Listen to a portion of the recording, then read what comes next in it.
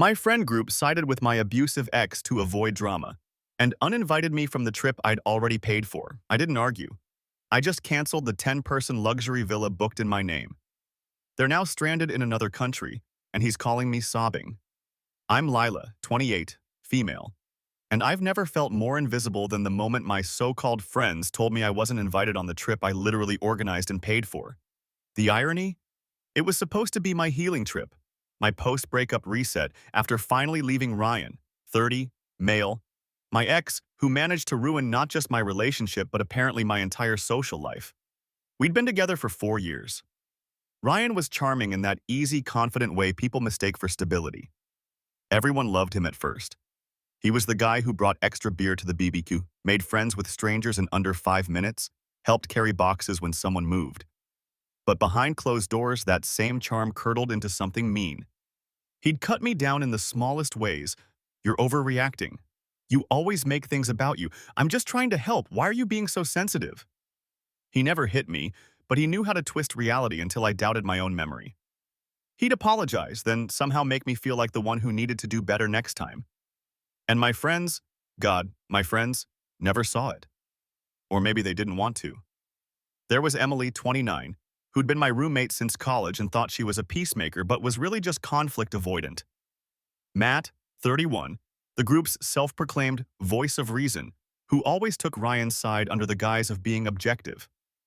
And Zoe, 27, who once told me I was lucky Ryan put up with my emotional intensity. Yeah, that kind of friend group. When I finally left him, they were supportive, or at least they pretended to be. They sent the obligatory proud of you texts, bought me margaritas, and told me I'd be okay. Then, when Ryan started showing up at group events again, they just let him. It's awkward for everyone, Matt said. But he's part of the friend group too, and we don't want to make things weird. Translation. My comfort was negotiable. His wasn't. So when we planned this huge summer villa trip, 10 of us, including me, I thought maybe it was my chance to reclaim something. I found this gorgeous Airbnb in Tulum, private pool, rooftop lounge, walking distance from the beach, booked it under my name because no one else wanted to deal with logistics. Everyone Venmo'd their share except for Ryan, who needed a week to sort out some stuff. Typical. I covered his portion to hold the booking. A week later, I got a group text from Emily. Hey, Lila. After talking it over, we think it's best if you sit this one out. We just don't want drama between you and Ryan, you know? It's nothing personal. I didn't respond. I just stared at the screen for a solid 10 minutes. 10 years of friendship, 4 years of my life with that man, and I got uninvited from my own trip to avoid drama. I could have screamed. I could have called and begged them to see how messed up that was. But instead, I opened Airbnb, scrolled to my booking, and quietly clicked cancel.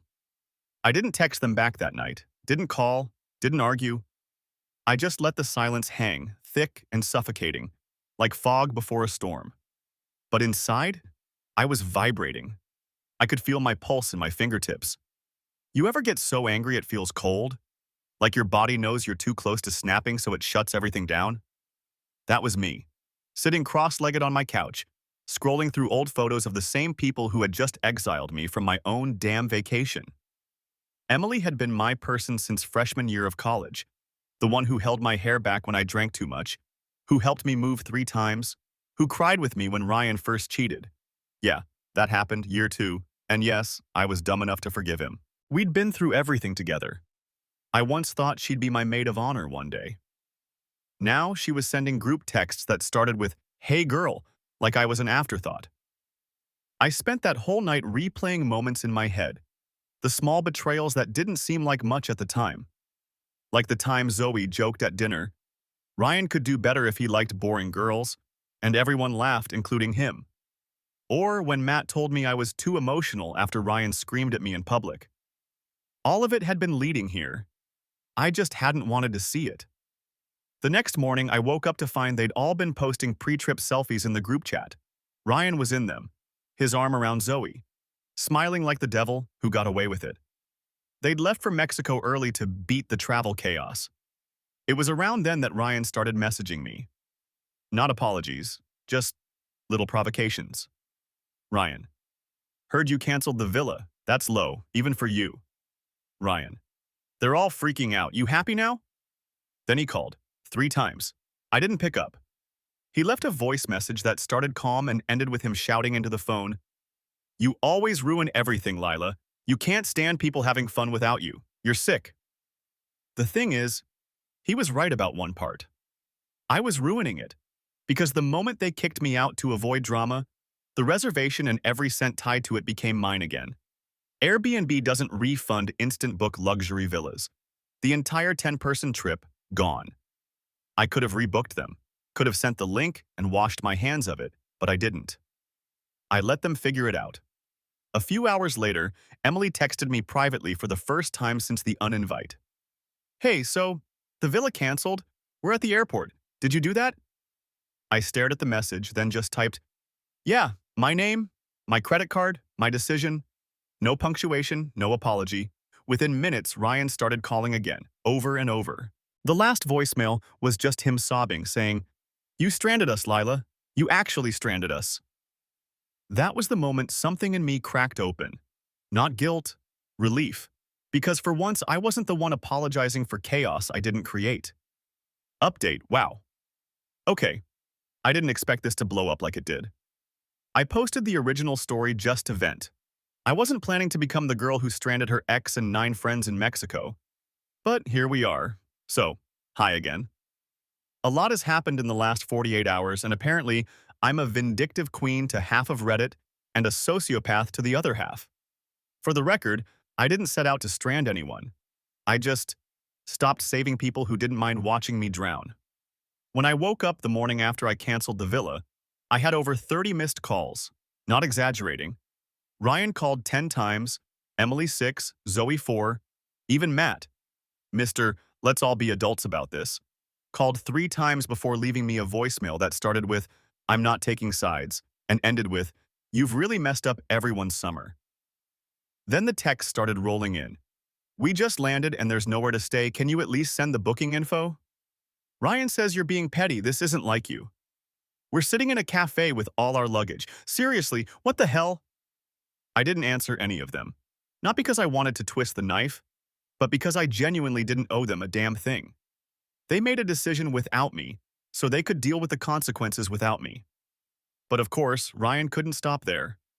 A few hours later, my phone started blowing up again, this time from random numbers. Turns out Ryan had posted a long, dramatic story on Instagram about how I sabotaged their trip out of bitterness, tagging everyone who went. The caption? "This is what happens when you can't handle being replaced." Classy, right? Except it kind of backfired. Because one of his own friends, not in the original travel group, DM'd me screenshots of him the night before they left, bragging that he was finally free and ready to show everyone what Lila really is.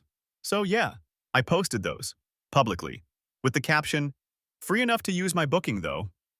And Reddit, I wish you could have seen the fallout. Half their followers started clowning them in the comments. Zoe turned her account private. Matt texted me a full paragraph about how I was being toxic. Emily sent me one message that just said, "I didn't know he said that stuff about you, I'm sorry." I haven't responded to any of them yet. I don't think I will. But Ryan, he's still calling. Last night around midnight, he left me one last voicemail. His voice was wrecked, hoarse from crying. He said, "You don't know what you've done. Everyone hates me now, I just wanted to fix things." Thing is, he's wrong again. I know exactly what I've done. For once, I stopped trying to fix what wasn't mine to fix. And now, they can sit together in paradise with no place to stay and think about what avoiding drama really cost them. After that first update, I thought maybe it would all fade out. That the group would block me, lick their wounds, and go on pretending I didn't exist. But I should have known better. People like Ryan don't fade quietly. They implode in slow motion, pulling everyone else into their gravity. By day 3 of their trip, the chaos had gone nuclear. Emily texted me again. "We're staying in some sketchy motel an hour outside Tulum. The pool's green, there are bugs in the bathroom, everyone's blaming Ryan." I didn't respond, but I won't lie. I laughed. Not an evil laugh, just this shaky, cathartic release that came out of nowhere. Because finally, he was dealing with the kind of consequences I used to shield him from. That night, I opened Instagram again, even though I'd promised myself I wouldn't. Ryan had posted a blurry picture of the group sitting at a plastic table under fluorescent lights, drinks sweating in front of them. The caption read, "Still making the best of it. Some people can't ruin everything." Except the comments were brutal. Someone wrote, "This looks like a crime scene." Another, "Imagine getting stranded because your ex was the only adult who could book things properly." Then came the DMs, not from Ryan, but from Zoe. "He's losing it, Lila. He smashed his phone against the wall last night. Emily's crying. Matt's trying to get everyone on a flight home early. He keeps saying you set him up." Set him up. That's what abusers do. They rewrite history until they're the victim in the story they authored. I didn't reply, but I could feel my hands shaking. Because as much as I wanted to revel in poetic justice, part of me still knew how dangerous Ryan could get when he lost control. Sure enough, that night around 2 a.m., my phone lit up with FaceTime calls, over and over. I didn't answer. But then my apartment buzzer went off. Once, then again. For a split second, I froze. He couldn't be here. He was supposed to be in Mexico. I peeked through the blinds, heart pounding. It wasn't him. It was a delivery guy, confused and holding a bag of takeout with my name on it. Except I hadn't ordered anything. When I checked the receipt, the note said, "Thought you might be hungry after ruining everyone's vacation." Ryan had sent it from abroad. The timestamp matched the middle of the night his time. That's when it hit me. He wasn't just angry, he was unraveling. The next day, Emily finally called. Her voice was raw, broken in a way I hadn't heard before. "Lila, we're done with him. We left. We got new flights out tomorrow. He lost it at the motel, started screaming at the clerk, accused Zoe of betraying him because she said he went too far." I sat there silent, staring at the wall. Then Emily said something that stuck in my throat. "I know we hurt you. I was scared of conflict, scared of losing the group, but Ryan's not who we thought. He keeps saying he wants to fix things with you. Lila, please be careful." When we hung up, I didn't feel relief. I felt this low, vibrating dread in my bones. Because Ryan had just lost his audience. And when men like him lose control, they find new ways to get it back. That night, I double-locked my doors. 3 days after Emily's call, the messages stopped completely. No updates, no new posts, nothing from Ryan. Silence. The kind that feels like it's holding its breath. I should have been relieved, but I wasn't. Silence from someone like him never meant peace. It meant plotting. Then, on Thursday night, I came home from work and saw it. My front door slightly ajar. Just enough that the lock hadn't fully caught. For a second, I thought I was imagining things. Maybe I hadn't pulled it shut all the way that morning. But when I stepped inside, my stomach dropped. The air smelled like cologne, his cologne. That sharp synthetic scent he used to drown himself in before nights out. I froze in the doorway. The lights were off, but I could see shapes in the dark. The outline of my coffee table, the edge of the couch, a shadow that wasn't supposed to be there. "Ryan?" I said, voice low, shaking. Silence. I flicked on the light. The shadow was gone. But my living room wasn't empty, not really. On my kitchen counter sat a single Polaroid photo. Him, sitting on a beach chair, from our trip to Mexico 2 years ago. He'd written on the bottom in black Sharpie, "Could have been us again." That's when I called the cops. They took a report, checked the locks, and told me there was no sign of forced entry. "Probably someone with a key," the officer said casually. He had one. He'd never returned it. That night I didn't sleep. Every creak in the walls sounded like footsteps. I sat up on the couch with my phone in hand, scrolling through old messages, trying to find something I could show the police. Something that would make them take it seriously. But Ryan was careful. He never left threats, only guilt trips disguised as apologies. The next morning, I got a text from an unknown number. "You didn't have to call the cops. You could have just talked to me." No name, but I knew. My chest went cold. I went to stay with my coworker Gina that night, told her I needed a change of scenery. She didn't ask questions, just made me tea and queued up some terrible Netflix movie until I could breathe again. Then Emily called again, her voice trembling. "He's back home, Lila. He's telling everyone you're stalking him, that you broke into his place." That was the moment something in me hardened. For months, I'd been running damage control, trying to look sane while he spun every story backwards. And for once, I realized I didn't have to play defense. I knew his tells, his vanity, his need to be adored, his obsession with appearances. So I gave him what he wanted, attention. I gathered every message, every voicemail, every post he'd made trashing me, and I sent them, not to him, but to the same friend group that had abandoned me. I added screenshots of the motel messages Zoe had sent, the hungry after ruining the trip receipt, everything. Then I captioned it. For anyone wondering why I canceled the villa, here's the part you didn't see. I hit send to all. Within minutes, Emily texted, "Holy sh*t." Then Zoe, "He told us you were exaggerating." Lila, "We didn't know." Matt, "Nothing. Just read receipts, figures. I didn't post it publicly. I didn't have to." Because the next day, Ryan's Instagram went dark. His friends unfollowed him. His name started to fade out of the group chats that had once felt like my second home. I thought that was it. Until my phone buzzed again that night. Blocked number. A voicemail. His voice, quiet this time, almost gentle. "You think you've won, but you don't know what losing me costs. Everyone leaves you in the end, Lila. Everyone." And just like that, the calm before the next storm began. Update 2. Hey Reddit, it's me again. I didn't think I'd be back so soon, but apparently my life has turned into some sort of indie thriller with bad Wi-Fi and worse men. First off, thank you.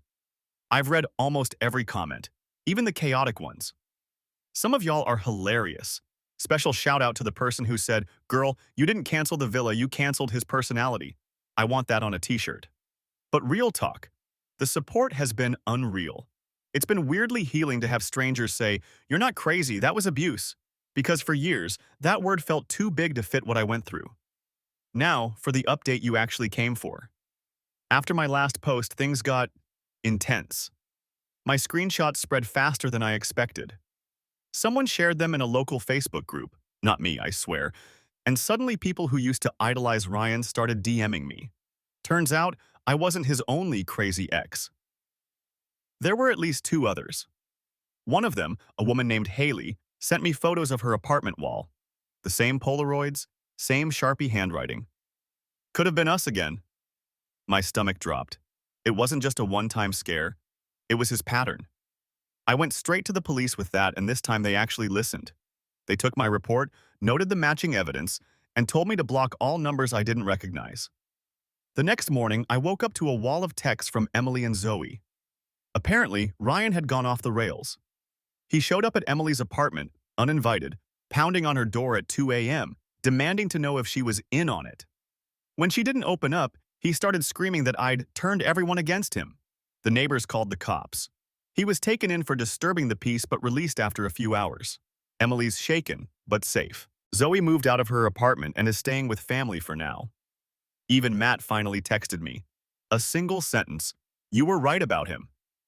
Hearing that felt like closing a door I'd been trying to shut for years. And me? I'm okay, mostly.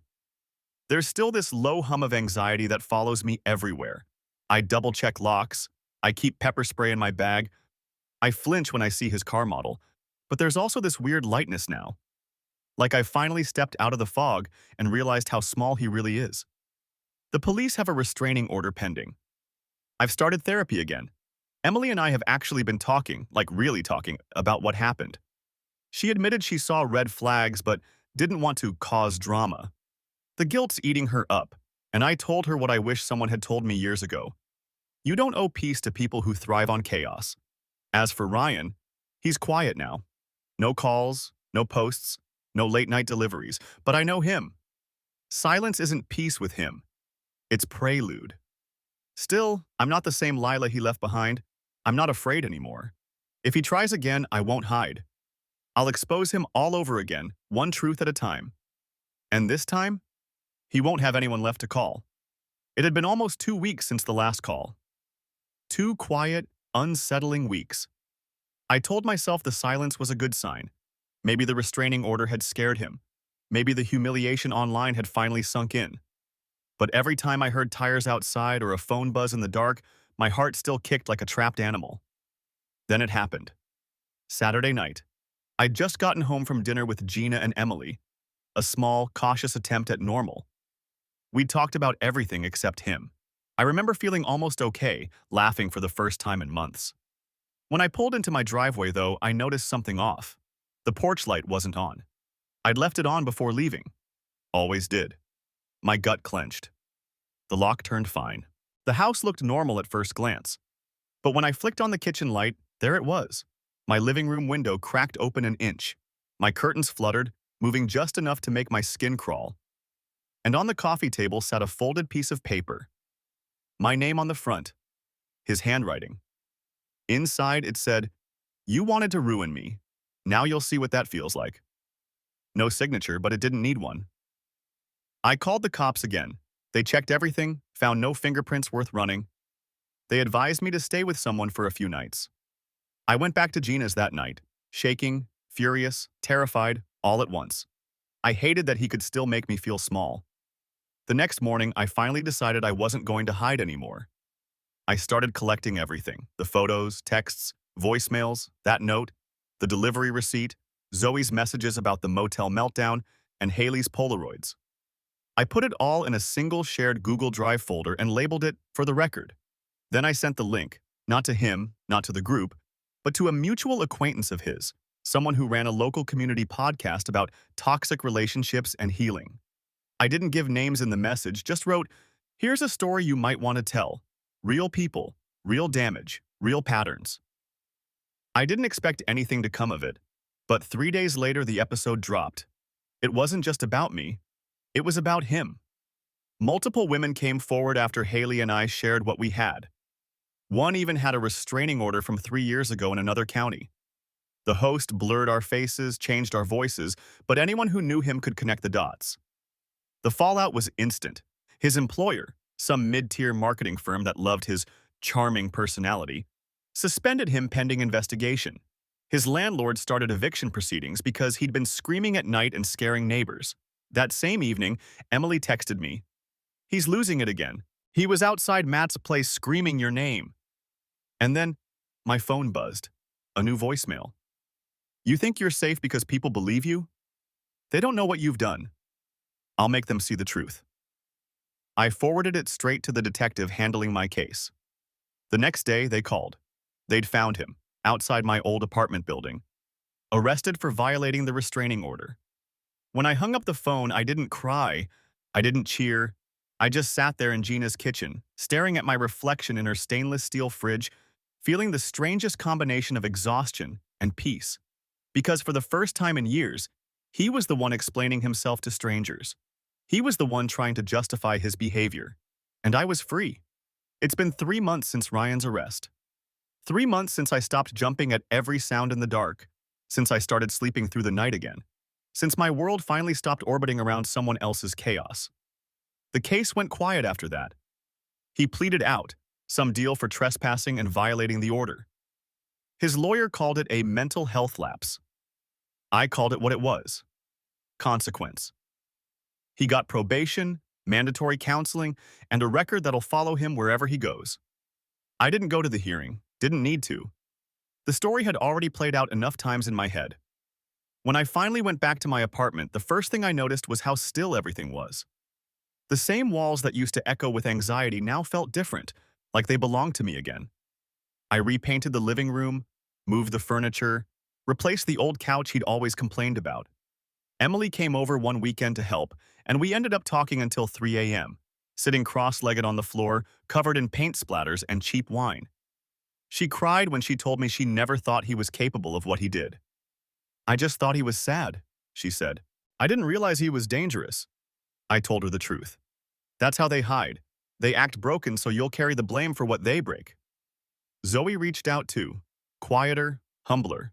She said she'd started therapy, that she'd been unpacking why she always sided with whoever seemed strongest in the room. I didn't promise friendship again, but I told her I wished her well. Sometimes closure is just a soft boundary that stays in place. Matt never texted again. And honestly, that's fine. Some people only understand you when they need something from you. As for me, I'm rebuilding. Slowly. I'm still seeing my therapist every week. I still double-check the locks before bed. But I also take walks at sunset now, something I stopped doing when I was with him. I started learning pottery. There's something calming about shaping something fragile with your own hands and watching it survive the fire. A few nights ago, I got a package. No return address. My stomach dropped. For a second, I thought it was him again. But inside was a small box with a note. From Haley, the other ex. She'd started a nonprofit for women leaving emotionally abusive relationships. The note said, "You helped me find my voice. Thank you for starting the domino." I didn't realize how much I'd been holding in until I read that. For years, I'd been told I was dramatic, unstable, too much. But now, my story had helped someone else get out. That felt better than revenge ever could. Last week, Emily and I finally took that trip. Not Mexico, not the villa. We went to Oregon, rented a small cabin by the coast. No drama, no big group, no men trying to dominate the air around us. Just quiet, salt wind, and the sound of waves crashing like punctuation. One night, sitting by the fire, Emily handed me her phone. "You want to hear something funny?" she said. She'd gotten a message from Matt, a screenshot of Ryan's new Instagram. Private profile, new city, new bio, learning from mistakes, taking time to heal. We both stared at it for a long second. Then I laughed. Not bitterly, just genuinely, because that was the first time I realized he didn't scare me anymore. I handed the phone back and said, "Let him heal, I already did." And for the first time in a long, long time, I meant it.